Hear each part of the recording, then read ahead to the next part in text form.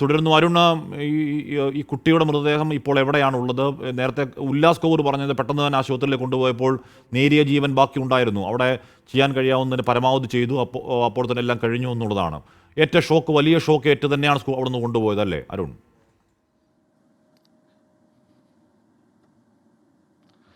തീർച്ചയായും ഹാഷ്മി, ഞാൻ അതിനു മുമ്പ് ഒരു കാര്യം കൂടി ശ്രദ്ധയിൽപ്പെടുത്തുകയാണ്. ഈ സ്കൂളിന്റെ ഓപ്പണിങ്ങിനുമായി ബന്ധപ്പെട്ട ചെക്ക് ലിസ്റ്റ്, അത് ഗവൺമെന്റ് നിർദ്ദേശാനുസരണമുള്ള ചെക്ക് ലിസ്റ്റാണ്. അതിപ്പോൾ നമുക്ക് ലഭിച്ചിട്ടുണ്ട്. ആ ചെക്ക് ലിസ്റ്റിൽ 6ാമത്തെ ഭാഗമായി പറയുന്നത് ഇങ്ങനെയാണ്: സ്കൂൾ പാതയിൽ അപകടകരമായ അവസ്ഥയിൽ കമ്പികൾ, ഇലക്ട്രിക് ലൈനുകൾ എന്നിവ ഉണ്ടെങ്കിൽ അത് റിപ്പോർട്ട് ചെയ്യണം എന്നുള്ളതാണ്.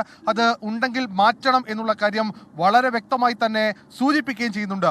എന്തുകൊണ്ട് ഈ ചെക്ക് ലിസ്റ്റ് പ്രകാരം പരിശോധന നടത്തിയ ഉദ്യോഗസ്ഥർ ഇത് കാണാതെ പോയി? സ്കൂൾ പരിസരത്തോ സ്കൂളിലോ ഇത്തരത്തിൽ അപകടകരമായ രീതിയിൽ ഇലക്ട്രിക് ലൈനോ അതുമായി ബന്ധപ്പെട്ട ഉപകരണങ്ങളോ കടന്നു പോകുന്നുണ്ടെങ്കിൽ അത് മാറ്റണം, നീക്കം ചെയ്യണം എന്നുള്ളതാണ് നിർദ്ദേശം.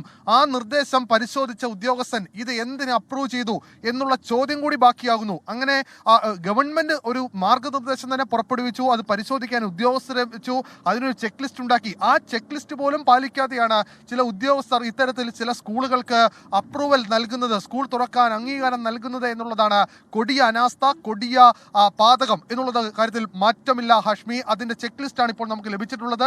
ആ ചെക്ക് ലിസ്റ്റിൽ 6ാമത്തെ കോളത്തിൽ കൃത്യമായി തന്നെ ഇത് പറയുകയും ചെയ്യുന്നുണ്ട്. മറ്റൊന്ന് ഹാഷ്മി ചോദിച്ച ചോദ്യം, ഈ മിഥുന്റെ മൃതദേഹം ഇപ്പോൾ ശാസ്താംകോട്ട താലൂക്ക് ആശുപത്രിയിലാണ്. ശാസ്താംകോട്ട താലൂക്ക് ആശുപത്രിയിലേക്ക് കൊണ്ടുവന്നു. അവിടെ വെച്ചാണ് മരണം സംഭവിക്കുന്നത്.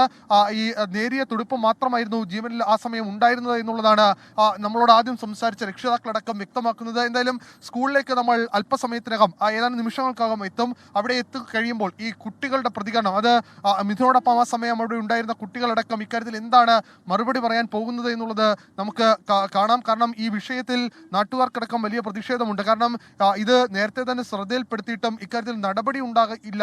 ആ നടപടി ഉണ്ടാകാത്തതിനെ തുടർന്നാണ് ഈ കുട്ടി മരിക്കുന്ന സാഹചര്യമടക്കം ഉണ്ടായത് എന്നുള്ളതാണ് നിലവിൽ നാട്ടുകാർ തന്നെ പറയുന്നത്. നമ്മളോട് സംസാരിച്ചവരെല്ലാം അത് സാക്ഷ്യപ്പെടുത്തുകയും ചെയ്യുന്നുണ്ട്. എന്തായാലും ഈ സ്കൂൾ അധികൃതർക്ക് എന്താണ് പറയാനുള്ളത് എന്ന കാര്യത്തിലടക്കം നമുക്ക് അല്പസമയത്തിനകം അവരുടെ പ്രതികരണം കൂടി തേടാം.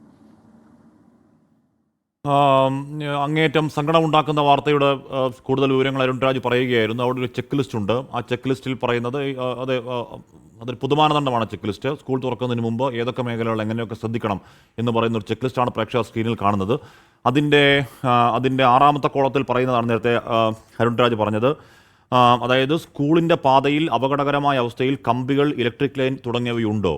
ഉണ്ട്, ഇല്ല എന്ന് പറഞ്ഞ 3 കോളം അവിടെയുണ്ട്. അപ്പോൾ ഇതൊക്കെ നോക്കി കൃത്യമായി തന്നെ, എന്ന് പറഞ്ഞാൽ ഒരു മാനദണ്ഡം എന്നുള്ള നിലയ്ക്ക് ഇതൊക്കെ നോക്കേണ്ടതാണ്. ഇതൊക്കെ നോക്കിയവരുടെ കണ്ണിൽ എന്തായിരുന്നു എന്ന ചോദ്യം ഇപ്പോൾ ഉയരുന്നുണ്ട്. അത് നോക്കിയത് ആരാണ് എന്ന ചോദ്യം ഇപ്പോൾ ഉയരുന്നു. ചോദ്യങ്ങൾ മാത്രമേ ഉയരുന്നുള്ളൂ. ഇത്രമാത്രം ഒരു വൈദ്യുതി ലൈൻ അപകടകരമായ രീതിയിൽ മനുഷ്യനെ കൊല്ലാൻ താഴ്ന്നു കിടന്നിട്ടും അവിടെ ഒന്നും ആരും കണ്ടില്ല. KSEBയോ അല്ലെങ്കിൽ അവിടുത്തെ രക്ഷകർത്താക്കളോ അവിടുത്തെ സംഘടനകളോ ഇനി MLA തന്നെയോ മറ്റ് രാഷ്ട്രീയ പാർട്ടിയോ അവിടുത്തെ സ്കൂളിലെ പ്രിൻസിപ്പളോ അധ്യാപകരുടെ മക്കളൊക്കെ പഠിക്കുന്ന സ്കൂളാണെങ്കിൽ അങ്ങനെ കാണിക്കുമായിരുന്നോ എന്ന ചോദ്യമൊക്കെ അവിടെ ഉയരുന്നുണ്ട്. അത് വരും മണിക്കൂറുകൾ കൂടുതൽ ശക്തമായി ചോദിക്കേണ്ട ഒരു ചോദ്യം തന്നെയാണ്.